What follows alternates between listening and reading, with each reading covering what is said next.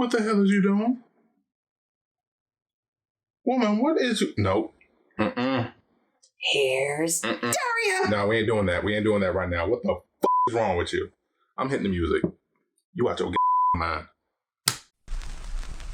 Let's all go to the lobby. Let's all go to the lobby. Let's all go. Let's all go. Let's all go to the lobby.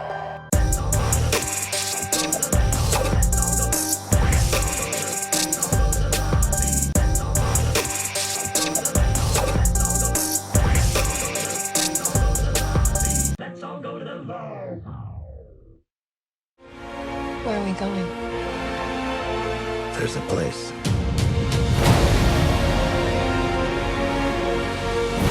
You sure you want to do this? I'm ready.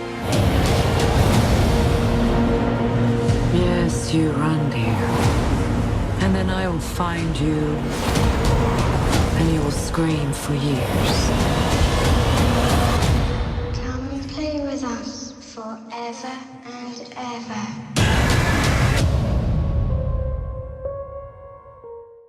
Okay, full disclaimer. I don't think I've ever seen The Shining from beginning to end. I haven't either. I've seen snippets here and there. I've probably seen the whole movie in its entirety piecemeal, but I don't think I've seen it just like from the beginning credits to the end credits. And this movie makes me want to see The Shining. Like, really, like, dissect the movie. Yeah. But like in a good way, and not in a, oh my God, I missed out on so much stuff, and I missed out on you know, the tropes and the set pieces and the things like that. It doesn't make me feel like I'm missing something when I'm watching this movie. It really just makes me have an appreciation for Kubrick's film, because he's one of those guys that I know is like, you know, great director, but I am lacking on my Kubrick. Yeah. Here's my question. My Kubrick. Your Kubrick? My Kubrick? You mean Kubrick? My Kubrick. Right. Here's my question. Is Dr. Sleep a remake? No, it is.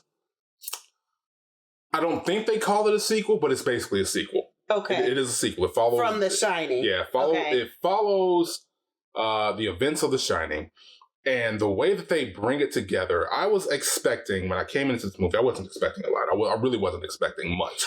I have to agree, I wasn't either.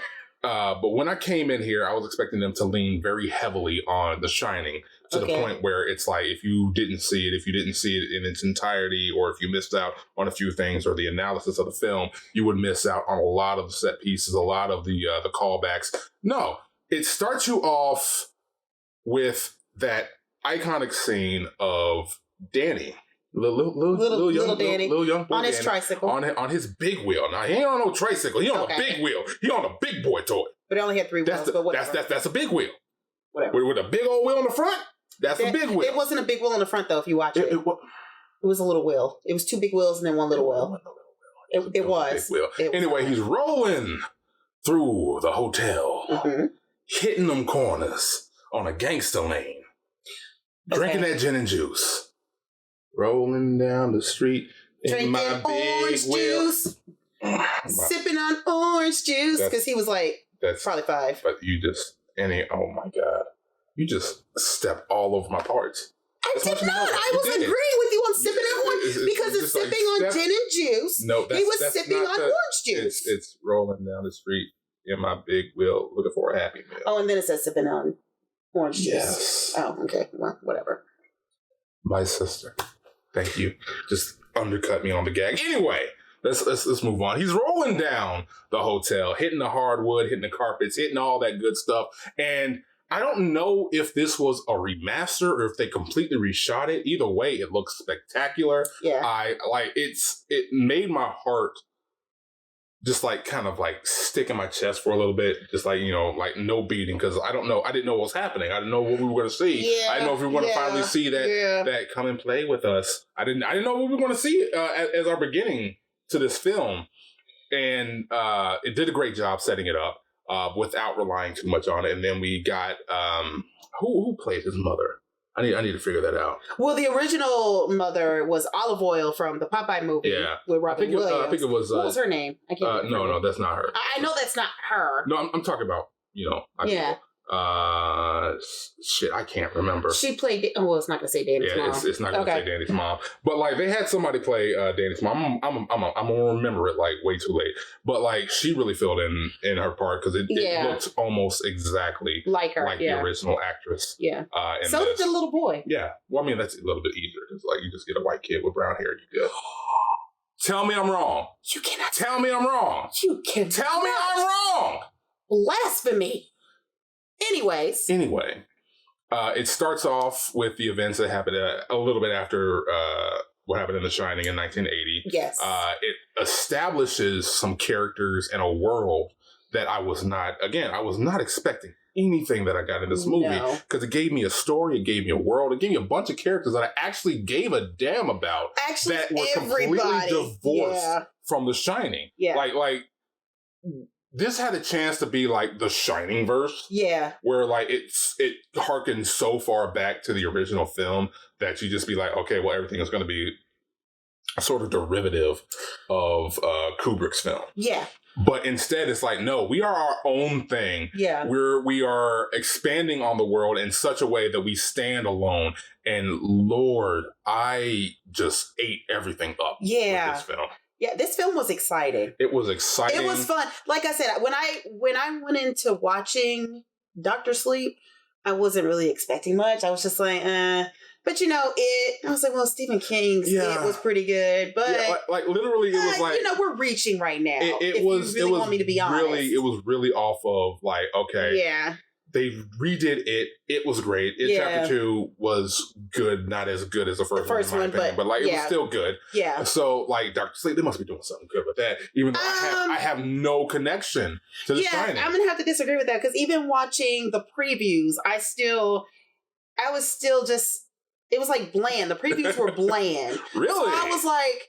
Really? Do we gotta check this out? And when you were like, it's our job, we gotta check it out. You were really like, I don't want to see this. Yeah, movie. I was like, I don't want to see this. And like throughout the whole movie, we only had like maybe 10, 15 people up in the theater. Yeah. But throughout that whole movie, everybody gasping and making comments. And it was really freaking good. It did. It was really good. The best part about this movie, it's not so much scary.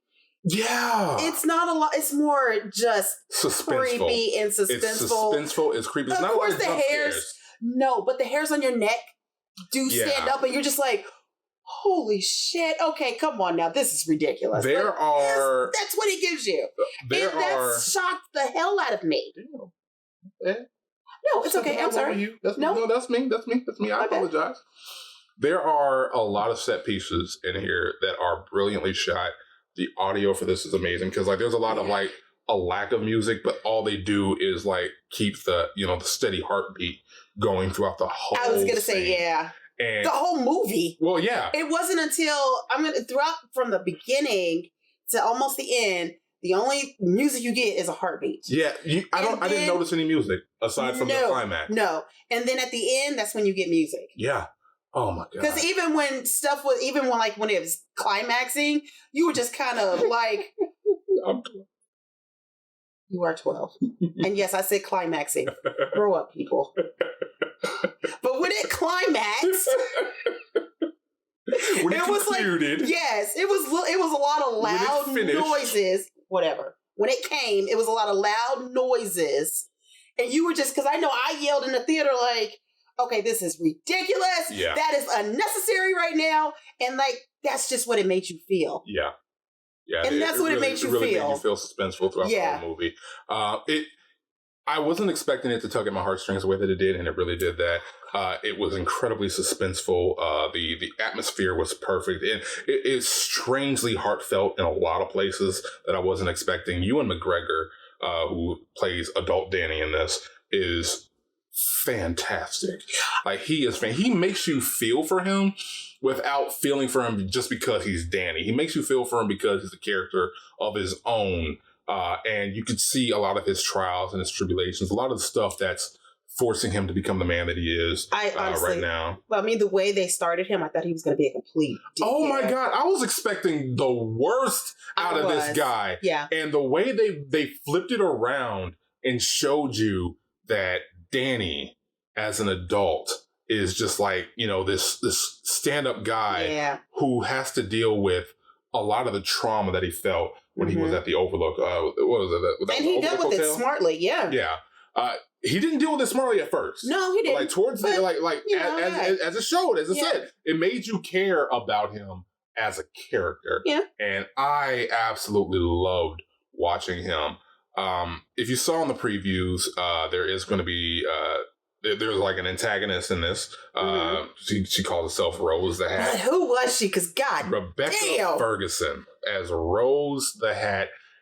At the beginning, you want to hate her, but they still made you. I mean, like before they fleshed her out. I know, yeah. I mean, before they fleshed her out, and she was a character. She was just like, "Hey, I'm the villain." Like within the first 5 to 10 minutes, you didn't care about her like that. But like they spent enough time with Rose the Hat to show the connections that she had, to show that she cares about other people, but only other people who are like her. Right. She's greedy, she's selfish, but only when it pertains to her. To everybody else outside of her collective. Yes. She cares about everybody else inside that collective. Because to be honest, for her to be a villain, I didn't like. Villains make you hate them. Yeah. I didn't hate her. I was like rooting for her, and I know that's messed up. Yes, it is messed up, but I was rooting for her. And when you see the movie, you'll see why. Because, I mean, Jesus Christ. There were 2 instances until you get to the climax. Until you, like, because like, even when there's a situation where it's like she's at her worst, you still care for her. Yeah. You're still like, oh my God, I feel for you. Yeah. I hate you, but I feel for you. Yeah. But like there are 2 instances, like one at the beginning of the movie and then like one like within the first hour mark where you're like, I hate this bitch.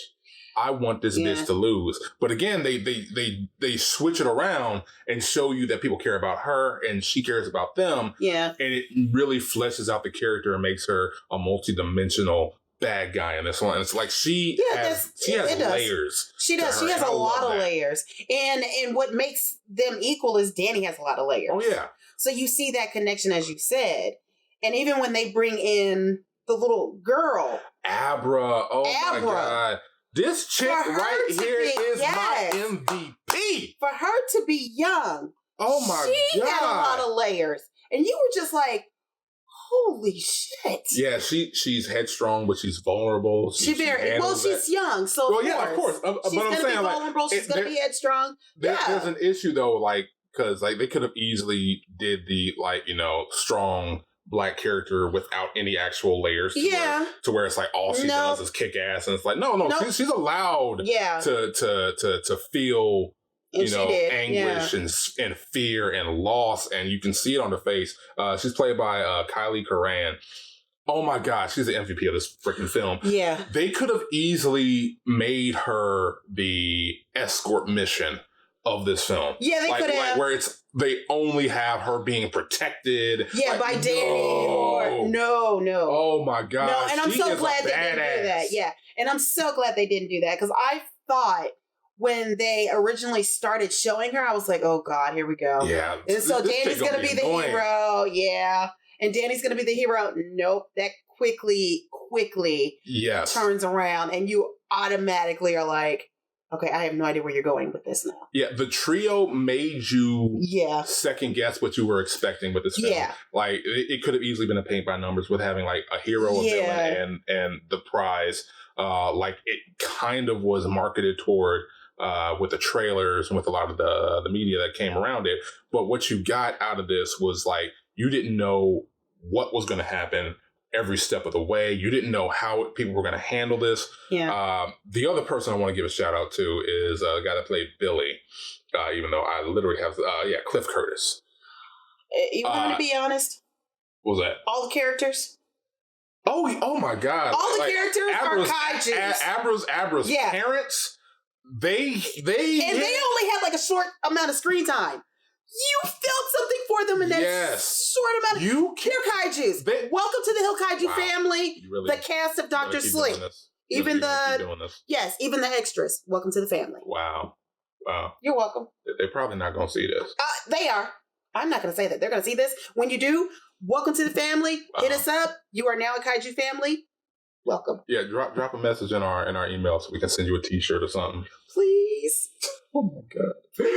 But yeah, no, like everybody in this was great. There are some scenes in here that remind you of Inception.